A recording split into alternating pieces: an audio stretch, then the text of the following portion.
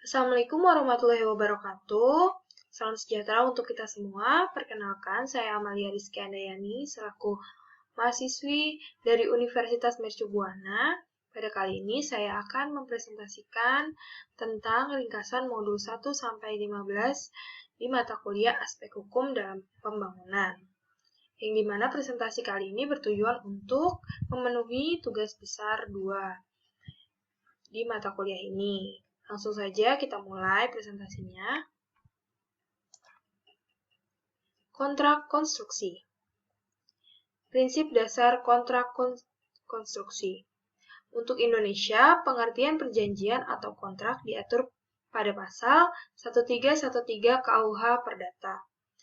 Pasal 1313 KUH Perdata berbunyi, perjanjian adalah suatu perbuatan dengan mana satu pihak atau lebih mengikat dirinya terhadap satu orang atau lebih. Next, kontrak berdasarkan pembagian tanggung jawab. Pengikatan hubungan kerja jasa konstruksi dilakukan berdasarkan prinsip persaingan yang sehat dan dapat dipertanggungjawabkan secara keilmuan. Selanjutnya, kontrak ringkas atau short form of contract. Untuk pekerjaan dengan harga relatif kecil, waktu pengerjaan yang singkat, atau meliputi pekerjaan yang sederhana. Ketiga, kontrak pelaksanaan konstruksi atau contract of work of civil engineering construction. Kontrak ini digunakan untuk bangunan dan pekerjaan engineering dengan desain oleh pengguna jasa. Yang keempat, ada kontrak instalasi dan rancang bangunan atau plan and design build contract bagi pekerjaan elektrikal dan mekanikal. Dan bagi pekerjaan bangunan dan engineering, desain oleh kontraktor. Yang terakhir ada EPC atau turnkey kontrak bagi pekerjaan terima jadi. Dan pihak kontraktor sebagai pihak yang melaksanakan fungsi EPC-nya. Next, selanjutnya kontrak berdasarkan sistem pembayarannya. Menurut Perpres nomor 54 tahun 2010, ada 5 jenis kontrak berdasarkan sistem pembayarannya. Yang pertama itu ada lamsam. Kontrak lamsam merupakan kontrak pengadaan barang atau jasa atas penyelesaian seluruh pekerjaan dalam batas waktu tertentu sebagaimana ditetapkan dalam kontrak dan dengan ketentuan contohnya itu jumlah harga yang pasti, semua resiko ditanggung oleh penyedia jasa. Terus pembayaran didasarkan pada sesuai kontrak, sifat pekerjaan berorientasi kepada keluaran atau output base. Total harga penawaran bersifat mengikat dan tidak diperbolehkan adanya pekerjaan tambah atau kurang. Yang kedua itu ada harga satuan unit price contract.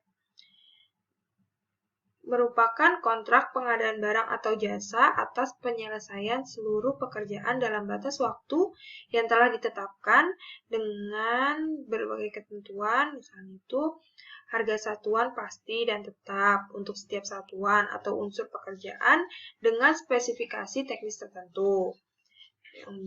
Yang kedua itu volume atau kuantitas pekerjaan masih bersifat perkiraan pada saat kontrak ditandatangani.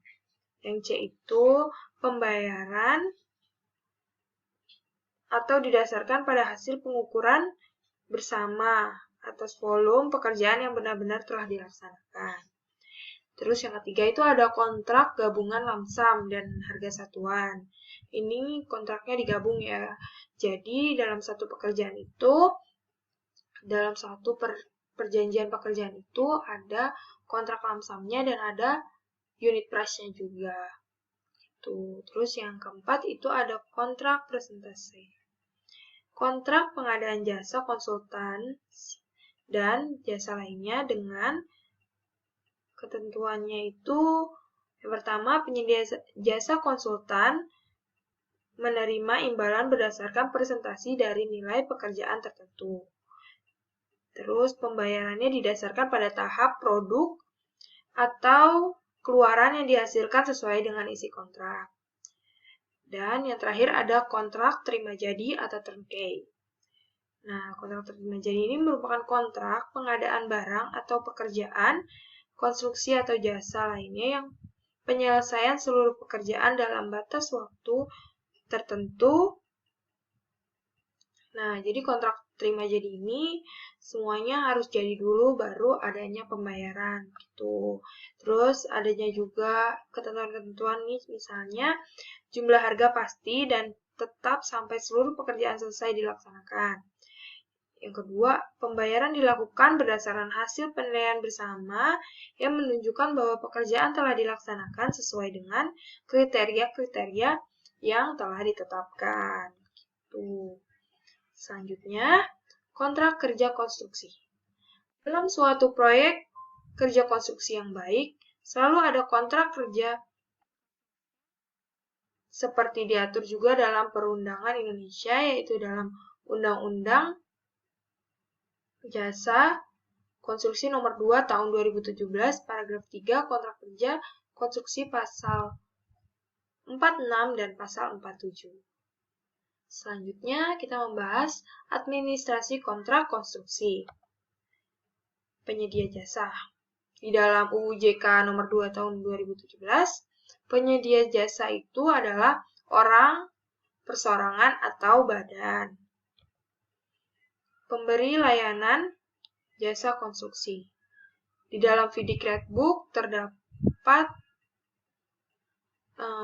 layanan jasa konstruksi, yaitu bagiannya ada kontraktor, berarti orang-orang yang disebut sebagai kontraktor dalam surat penawaran yang diterima oleh pengguna jasa dan pengganti sah dalam jabatan dari orang-orang tersebut. Yang kedua ada engineering, berarti orang yang ditunjuk oleh pengguna jasa untuk bertindak sebagai engineering untuk kepentingan kontrak dan disebutkan dalam data sebagai engineering untuk kepentingan kontrak dan disebutkan dalam data kontrak atau orang lain yang ditunjuk oleh pengguna jasa dari waktu ke waktu dan diberitahukan kepada kontraktor. Yang terakhir ada subkontraktor. Berarti semua orang yang disebutkan di dalam kontrak sebagai subkontraktor atau siapa saja yang ditunjukkan sebagai subkontraktor untuk suatu bagian dari pekerjaan dan pengganti sah dari jabatan orang-orang tersebut. Next, penyedia jasa, hak dan kewajibannya itu adalah yang pertama kita sebutin hak dulu untuk memperoleh informasi dan imbalan jasa. Karena dia sudah mengerjakannya, dia berhak memperoleh informasi dan imbalan jasanya. Terus kewajibannya adalah pemilihan penyedia jasa hanya dapat diikuti oleh penyedia jasa yang memenuhi persyaratan. Pemilihan penyedia jasa yang menggunakan sumber pembiayaan dari keuangan negara dilakukan dengan tender, pengadaan secara elektronik, dan sebagainya. Next, konsultan. Tugas-tugas konsultan sebelum kontrak kerja atau before service agreement, menyiapkan penawaran, meliputi pengalaman pekerjaan, pengalaman tenaga ahli, termasuk jadwal kerja dan jumlah orang per bulan, metodologi, dan lain sebagainya. Sesudah kontrak kerja, sebagai desainer, feasibility study, detailed design, dan lain sebagainya. Tugas kontraktor sebelum kontrak kerja atau before service agreement, menyiapkan penawaran, tender proposal, meliputi metode pelaksanaan, anggaran biaya, dan kelengkapan dokumen, penawaran termasuk pajak, asuransi, dan lain sebagainya. Sesudah kontrak kerja, melaksanakan pekerjaan sesuai dengan gambar rencana, peraturan, syarat-syarat risalah penjelasan pekerjaan, sesuai dengan kontrak, membuat gambar-gambar pelaksanaan yang disahkan oleh konsultan, membuat laporan hasil pekerjaan berupa laporan harian, mingguan, dan bulanan. Selanjutnya kita akan membahas klaim konstruksi. Klaim konstruksi.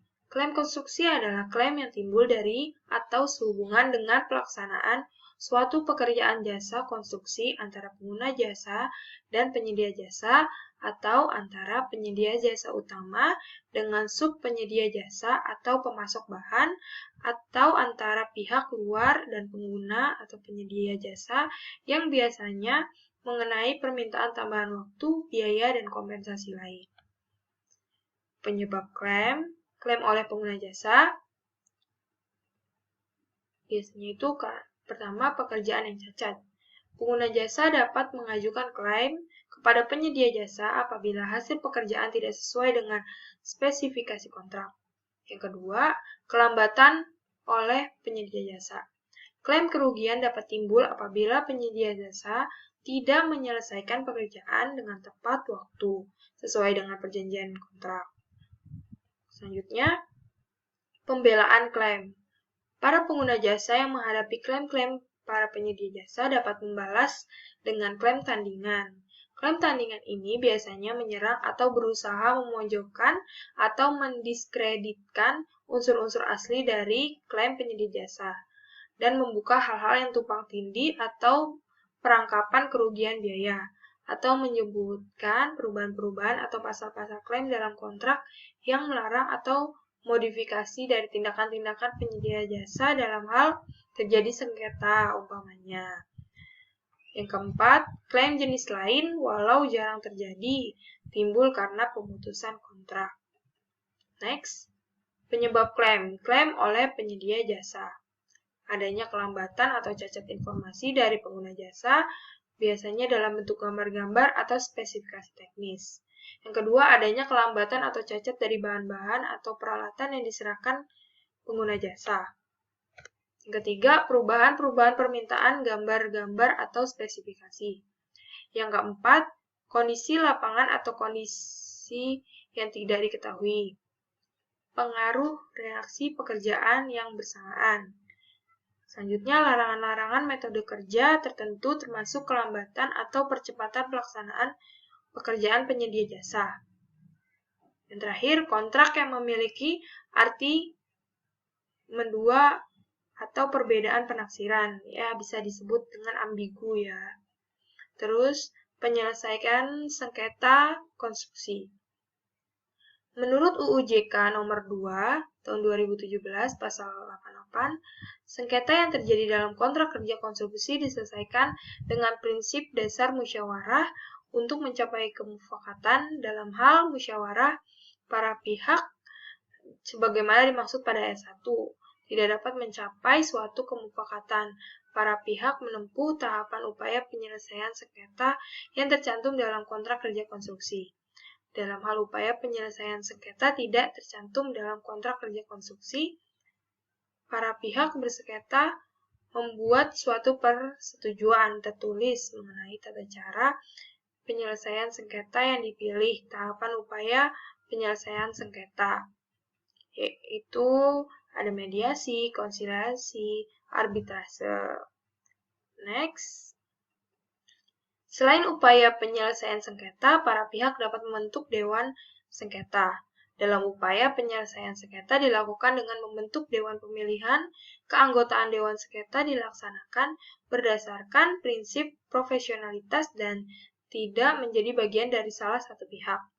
Ketentuan lebih lanjut mengenai penyelesaian sengketa diatur dalam peraturan pemerintah.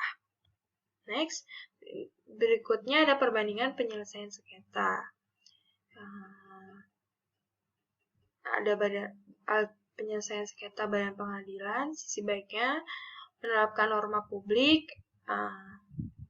adis presenden, adherence of fact, keseragaman, independensi, dan lain-lain. Sisi lemahnya mahal, memakai lawyer sehingga mereka tidak terkontrol, keputusan tidak terduga, tidak ahli dalam substansi, dan lain-lain. Yang kedua ada arbitrase. Sisi baiknya itu privasi forum dikontrol para pihak, dapat dieksekusi cepat, ahli, dan lain-lain. Sisi lemahnya tidak ada norma publik, tidak ada preseden, tidak ada keseragaman, dan lain-lainnya. mediasi atau negosiasi. Sisi baiknya itu ada privacy, forum dikontrol, merefleksikan kepentingan dan prioritas para pihak, mempertahankan kelanjutan hubungan para pihak, fleksibel, dan lain-lain. Untuk sisi lemahnya itu ada kurang kemampuan untuk memaksa partisipasi para pihak, tidak mengikat, kurang terbuka, tidak ada kewenangan eksekusi, tidak ada jaminan due process, dan lain-lain. Bisa kita lihat sendiri di yang sudah saya paparkan. Oke.